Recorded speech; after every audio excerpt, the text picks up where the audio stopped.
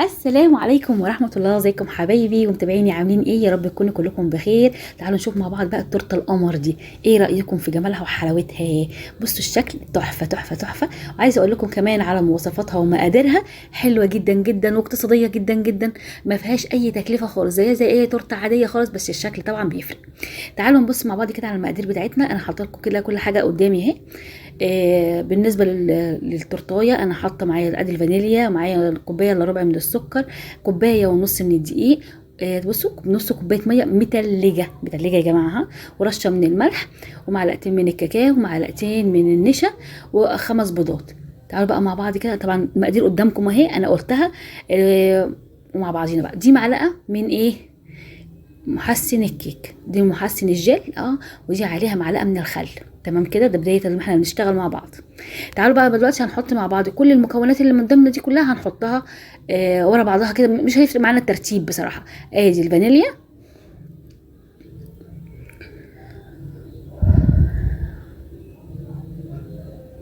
وهنزل بالخمس بيضات اهو.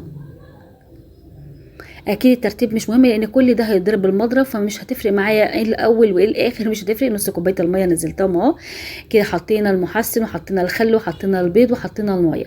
دي كوبايه الا ربع من السكر وكوبايه ونص من الدقيق اهو. طبعا انا نخلاهم قبل التصوير يا جماعه، انا نخلتهم قبل التصوير. يعني انت تنخليهم وتجهزيهم، عايزه تنخليهم وقت العمايل على طول مفيش مشكله.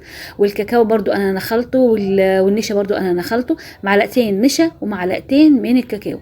هفضل اضربهم بقى كده لحد ما القوام بتاعهم يرتفع ويبقى ايه الضعف، زي ما انتم شايفين معايا كده. الضرب بس بالراحه على اول سرعه عشان ما تعفرش عليك الدنيا. كلنا عارفين ان الضرب والحاجه بودر كده بتبهدل الدنيا خالص. واحده واحده كده.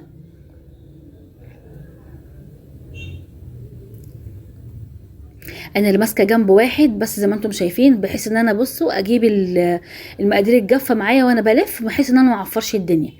شايفين انا ما بلفش ايدي كلها مره واحده، انا باخد جنب يا دوبك يعمل سائل كده، وبعد كده ابدا ادخل فيه بقيه المكونات. طبعا هنزل كل اللي على الحروف ده الاول بالسباتيولا ولا حاجه، عشان ما يبقاش فيها اي بودر تحت في القاع او على الجوانب. هو يبان دلوقتي قدامنا ان هو تقيل قوي، بس بعد كده هيبقى حلو جدا على فكره.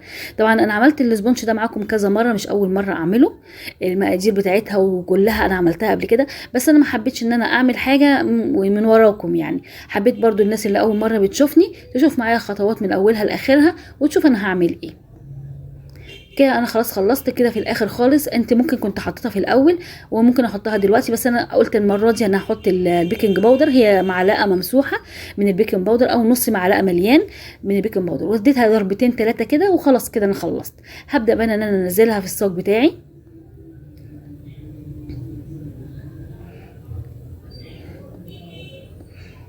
اهو زي ما احنا شايفين. بصوا القوام بتاعها حلو جدا اهو. طبعا انا مش هعمل صاج واحد، انا هعمل اتنين مش واحد، عشان تبقوا برضو ايه التورتايه بصاج واحد لا صعبه شويه. انا عاملاها بصاجين بس. طبعا صاج صورته قدامكم والصاج التاني عملته من ورا الكاميرا، لان نفس المقادير بالظبط تقريبا، يعني هو مش محتاج ان انا اعمل اتنين. كده انا خلاص طلع من الفرن. بصوا مفيش اي حاجه اهو. السكينه بتطلع نضيفه اهو وطريه جدا. هبدا بقى ان انا اغطيها، واول ما تطلع من الفرن على طول بروح مغطيها زي ما انتم شايفين كده. هبدا اعمل مقادير بقى الكريم بتاعتي. ادي كوبايه من السكر، واحط كوبايتين ميه متلجه، ميه متلجه زي ما انتم شايفين كده. هضرب كل الكلام ده كده مع بعضيه الاول. السكر هنا كان هو ابيض عادي، بس الحبيبات بتاعته كانت كبيره شويه، فكانت هتصعب عليا قوي وانا بضربها انها تدوب. عارف لو هو كان اللي هو السكر الابيض ناعم، مش ناعم اللي هو احنا بنضربه في خلاط اللي هو بيبقى زي بتاع الكحك والكلام ده، لا ناعم الحبايه بتاعته ناعمه، كنت ممكن حطيتها على طول. لكن ده عشان الحبايه بتاعته كبيره، فانا اضطريت ان احطه في الميه واقلبه الاول مع الميه الاول عشان يدوب يعني. وبعدين نزلت ربع كيلو من الكريمه زي ما انتم شايفين.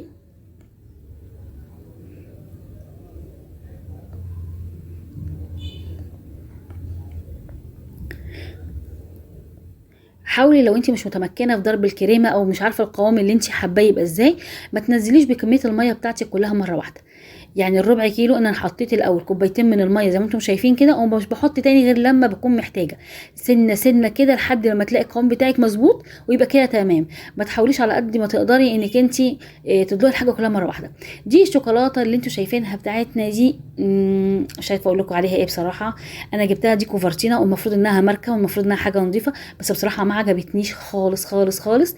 انا بتعامل مع سما او جولدن بلاك، لكن الشوكولاته دي انا قلت هجربها المره دي، بس بصراحه ما عجبتنيش نهائي. وهوريكم كده وانا بحط لها اللبن، بحس انها خفيفه جدا جدا جدا. انا حبيت ان انا اعمل الكريمه بتاعتي بزود لها شوكولاته خالص ومع الكاكاو، عشان ميبقاش طعم الكاكاو برده مش قوي، فزي بقى زي الجناش كده. قلت ان انا ادوب شوكولاته فيها عشان يبقى طعمها غني.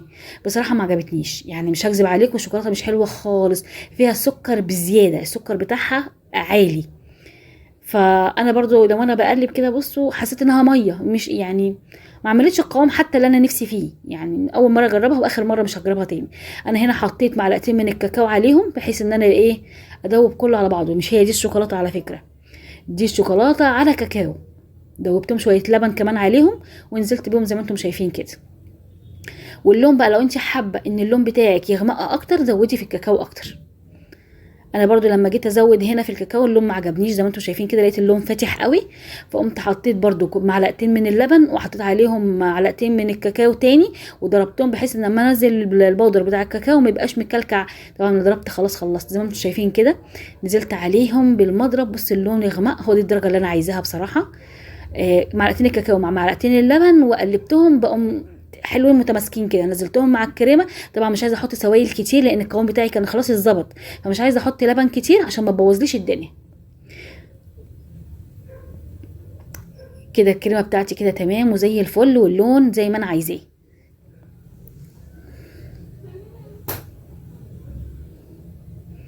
الحركه اللي انا بعملها دي بحاول ان انا اجيب من تحت خالص، عشان لو فيها اي بودر لسه ما اتضربش بيروح طالع معايا وانا بضربها.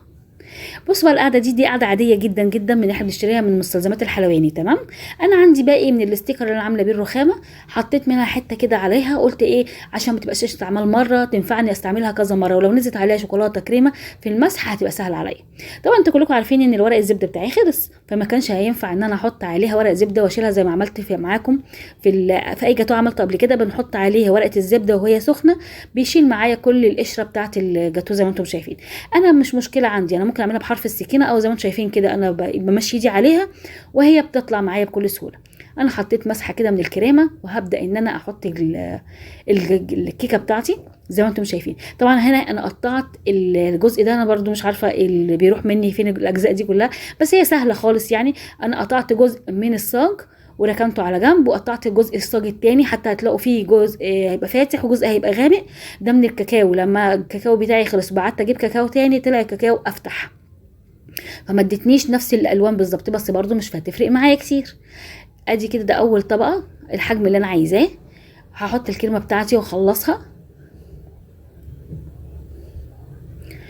وهتشوفوا الجزء اللي انا مقطعاه لما اجي احط الطبقه التانية هتشوفوها معايا. طبعا اللي انا رشيته دوت سيرب عادي خالص، ميه عاديه، وبحط عليها معلقتين من السكر وبقلبها كويس جدا.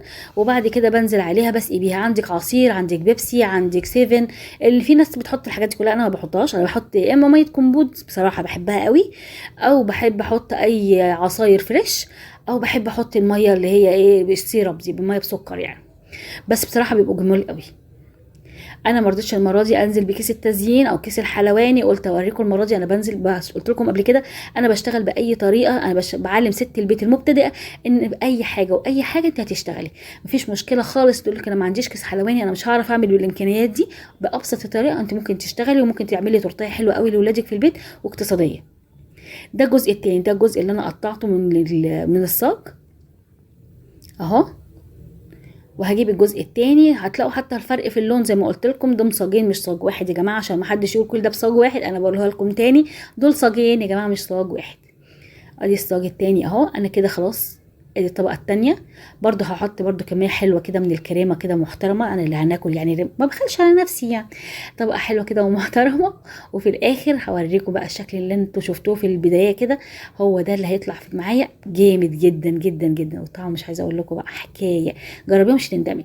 انت تقدري تعملي في الطبقات اللي في النص دي، ممكن تحطي مكسرات، ممكن تحطي برضو جناش، يعني انت لو عامله جناش حتى لو جناش اقتصادي انت ممكن تحطي كميه حلوه من الجناش في النص، او تحطي اي مكسرات عندك، اي فواكه عندك. بس انا ما برجحش في الشوكولاته بالذات انا احط فواكه. انا بحب يا اما تحطي بشر شوكولاته، حطي جناش شوكولاته. الحاجات دي كلها بتبقى حلوه قوي معاها يعني. او مكسرات بندق لوز عين جمل، اي حاجه عندك برضو بتدي طعم حلو قوي مع الشوكولاتات بالذات. وبكده انا هخلص كل الطبقه التانية دي كمان، وهعمل بقى الطبقه الاخيره. دي الطبقه الاخيره برضو هنسقيها بنفس الكلام اهو بالسيرب بتاعي. عايزه اقول لك انا كنت ايه يعني عماله اقول يا رب تطلع زي ما انا كنت متخيلاه. انا ببقى وانا بزوق التورتات انا عمري ما حطيت شكل معين في دماغي، دايما بشتغل كده وانا بسيبها على الله، الشكل زي ما يجي في دماغي انا بعمله. بصراحه بتطلع حلوه قوي، لان الواحد لما بيكون مش مرتب حاجه في دماغه وبيفكر ان هو يطلع حاجه جامده قوي ما بتطلعش زي ما هو متخيل، لكن لما بيسيبها على الله كده وبيشتغل بتبقى جميله بصراحه. هي عجبت كل اللي دقوها. على فكره كانت التورتيه دي معموله بقالها فتره، مش لسه معموله النهارده ولا حاجه، بس جامده جدا جدا جدا وعجبت كل اللي دقوها. واللي دقوها اللي يخش يعلقوا مش ياكلوا بس، يقولوا لايكات لايكات لايكات.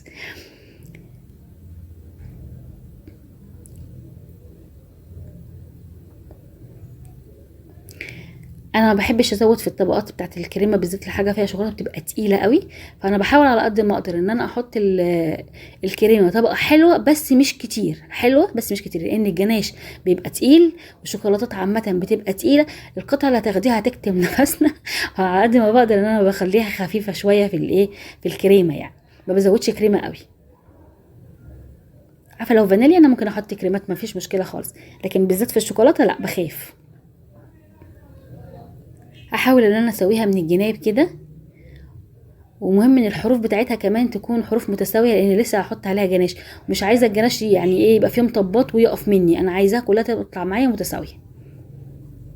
مش عايزه حد يغلط غلطه الشوكولاته دي يا جماعه، بجد مش حلوه خالص خالص خالص يعني. انا صراحه انا ندمت يعني، انا ما كترتش غير الحته اللي انتوا شفتوني دي، وبعد كده انا اديتها للولاد قعدوا ياكلوها. انا ما استعملتهاش تاني، انا جبت بقى الشوكولاته اللي انا بستعملها على طول وتعاملت بيها، لكن دي بجد ما عجبتنيش. هبدا بقى ادخلها كده التلاجة واقعدها شويه كده واطلعها تاني. انا قعدتها حوالي ساعتين، هنضف بس اللي حواليها كده واحطها في التلاجة على طول.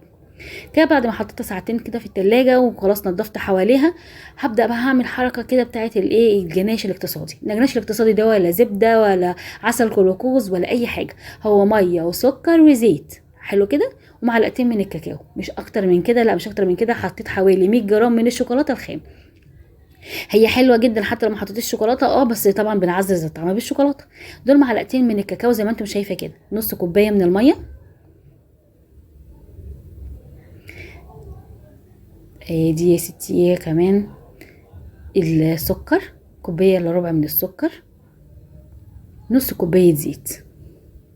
هنقلب كل الكلام ده ونرفعه على النار وتعالوا نشوف هنعمل ايه. حاولي انك انت تقلبيها الاول كده على البارد عشان خاطر ميبقاش فيها اي تكتلات، لان لو طلعت على النار انت عارفه بيبقى الكاكاو بيبقى تقيل وبيعقد زيه زي النشا بالظبط. فانت على قد ما تقدري انك انت دوبي الاول وبعد كده تحطيه على النار. كده تمام وزي الفل. خلاص يا صابرين كفايه كده تقليب، وتعالي بينا بقى على النار ونشوف هنعمل ايه.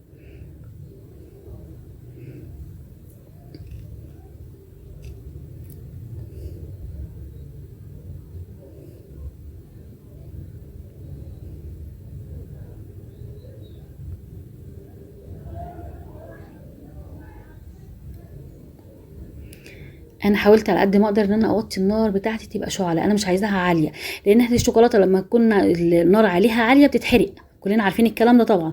في ايدي فيها تقليب مستمر، وفي نفس الوقت النار بتاعتي تكون هاديه جدا. هفضل اقلب بالطريقه دي، هو هتفضل تفور مني مفيش مشكله خالص، وبفضل برضو النار هاديه، يطول معايا شويه الوقت شويه بس ما عنديش مشكله خالص. هفضل اقلب كده لحد لما القوام بتاعها هيتقل معايا، وهوريكم التقل بيعمل ازاي. بصوا انا زي ما انا النار هاديه خالص اهي، وانا برضو تفضل تفور مني وانا برضو مستمره في التقليب. هعرفك ازاي القوام المطلوب وازاي تعرفي ان كده خلاص كفايه عليها وتطفي النار. هوريكي دلوقتي. هتبقى انا هشيل المضرب خالص واجيب الاسباتيولا بتاعتي اهو. بصوا الجوانب بتاعتها بدات انها تبقى تقيله. بصي بتنزل من على المعلقه بتاعتي، بتنزل تقيله خلاص كده. هو ده القوام اللي المطلوب. تمام. انا مش عايزه حاجه اكتر من كده. اللمعه اهي جميله واللون حلو وتقلت معايا. هطفي بقى على النار وهي سخنه زي ما هي كده. هبدا انزل عليها بالشوكولاته الخام. هي لسه سخنه مولعه على فكره، لسه منزلها من على النار على طول. وهبدا ان انا اقلب بقى الشوكولاته بتاعتي دي واحده واحده كده لحد لما كل الشوكولاته هتدوب معايا. وهصفيها بعد كده، يعني مش هسيبها كده برضو، بس لازم اقلب كتير لحد ما احس ان الشوكولاته كلها دابت. بصوا اللمعه حلوه ازاي واقتصاديه اهو. يعني الكميه دي لو هتعمليها بشوكولاته بس هتاخد منك ولا نص كيلو شوكولاته. دول 100 جرام بس من الشوكولاته ومعلقتين من الكاكاو، يعني اقتصادي اقتصادي. وعايزه اقول لك ان هي لما بتتجمد وتحط في التلاجة بتبقى جناش، اللي هو ممكن تعمليه بكيس الحلواني زي الكريمه بالظبط. بتبقى جميله جدا جدا، وان شاء الله بوريها لكم في مره لو كنا عاملين جاتو شوكولاته وهوريكم نعمل الوردات ولا اي حاجه بالجناش ده، هتبقى جميله. دلوقتي انا بصفي الشوكولاته بتاعتي اهو زي ما انتم شايفين. اي بقى تكتلات هتطلع معايا وتبقى زي الفل. بصي لامع وناعم، لامع وناعم، ما ينفعش حاجه من الاتنين، لازم يكون بيلمع وناعم كده. طبعا هو ناعم علشان خاطر صفيناه اهو. هسيبه بقى يهدى على نفسه كده شويه ويبرد وهقول لكم هنعمل ايه. طبعا انا جبت الطبق ده وحطيته كده في النص. قعدت افكر كتير قوي ان انا الشكل ده اعملها ازاي، هعملها ايه اللي هعمله. فكرت في الطبق ده، قمت حاطه في النص وانزل بالجناش بتاعي من حواليه واسيب النص فاضي.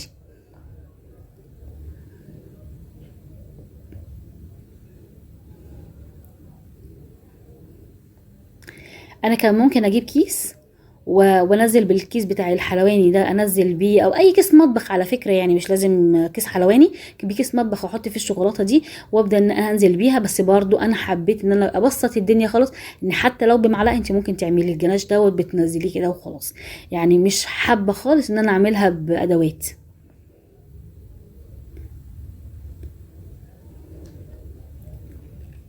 في الاول انا مش هكذب عليكم، انا كنت عايزاها تبقى نازله كده الجوانب مسيله بس كده من الشوكولاته. وبعدين بنتي قالت لي لا انا عايزاها كلها شوكولاته، وعايزاها كلها تبقى من بره ومن جوه كلها بالشوكولاته. خلتني غيرت رايي خالص ورجعت تاني صبيت عليها شوكولاته كتير بقى، كتير كتير، وزروت الدنيا وبهدلتها عشان خاطر ارضيها. المهم ان انا خليتها كلها شوكولاته من بره ومن جوه. ما كانتش هتبقى كده بس الحمد لله. هحاول بقى ان انا اغطي كل الجوانب ومش هخلي فيها ولا حته بيضه خالص، كلها هيبقى مليان بالشوكولاته. وهو ده بقى اللي بيتقلها، لما تيجي تاكليها كده حته منها بتبقى واو، جامده جدا. على فكره ده شغل ست بيت عادي، مش شغل محترفين، يعني اي واحده تقدر تعمله.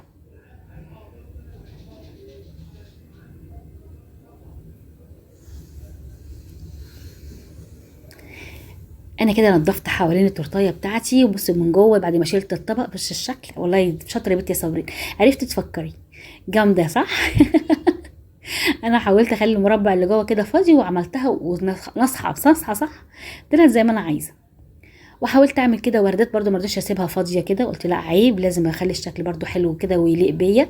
حبيت ان انا اعمل الوردات اللي من بره كده، برضو بتبقى بتكسر السواد بتاع الشوكولاته وبتخلي التورتيه شكلها حلو.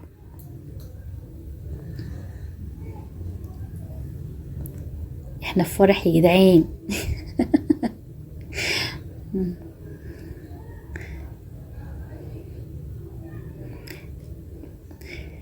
على فكرة كان ممكن لو في عندك اي ملبسات، اي حاجة ممكن سوداني، بشر بتاع دوت، او تكسير بسكوت، اي حاجة، او جوز الهند ممكن تحمريه وتنزليه على الجزئية اللي من تحت. يعني مش لازم برضو بالكريمة، لو الكريمة ما قضتش معاكي ممكن تستخدمي اي حاجة تانية، مش شرط كريمة برضو من تحت خالص.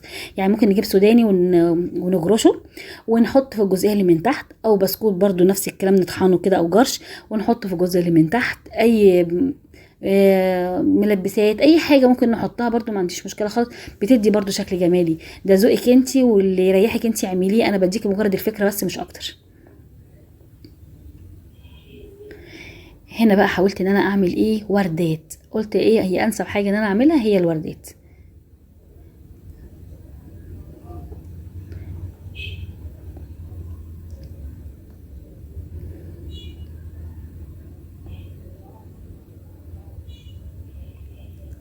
لو لاحظتي كده انا بجيب الورده من جوه لبره من جوه لبره، بحيث ان اخر الطرف بتاعي يبقى لفوق خالص. انا مش عايزه الطرف بتاعي يبقى ليه يبقى من بره، انا عايزه الطرف بتاعي يكون من اخره من جوه. كده كده انا هحط عليها لسه الكريز زي ما انتم شفتوا، فانا مش حابه ان هو يبين اساسا.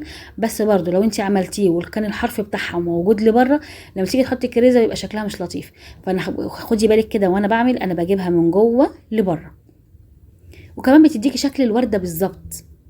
انا طالعه بيها لفوق لان عارفه لسه هحط الكريزه، فانا عارفه ان كل ده مش هيبان منه غير الجزئيه اللي تحت بس.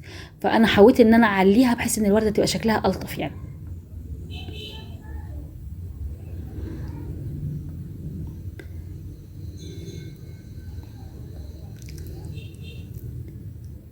كده انا خلصت كل الوردات بتاعتي. حاولت بقى ان انا اعمل ايه، اسيب الطرف بتاعها كده فاضي؟ لا ابدا.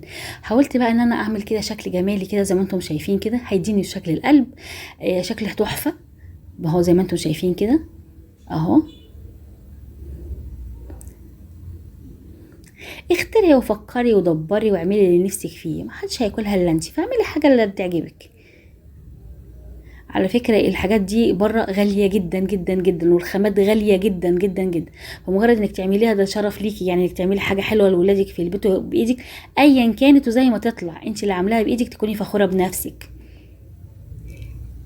بصوا كده والله جميلة.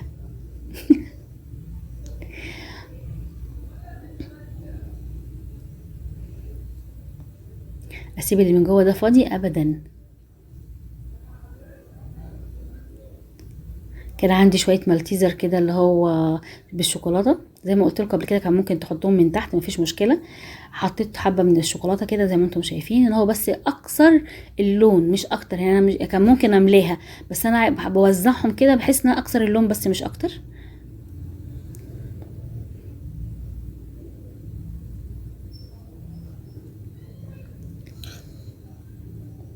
انا عايزه رايكم، وعايزه في التعليقات كل اللي يشوفها يقول لي ايه رايه بصراحه. ولو في اي تعليقات، لو في حاجه انتوا حابينها انا اعملها، يا ريت تقولوا لي في التعليقات وتقولوا لي انتوا طلباتكم ايه. واتمنى ان كنتوا لايكات كتير كتير كتير عشان الفيديو بتاعي ينتشر ويكبر، القناه بتكبر بيكم وليكم.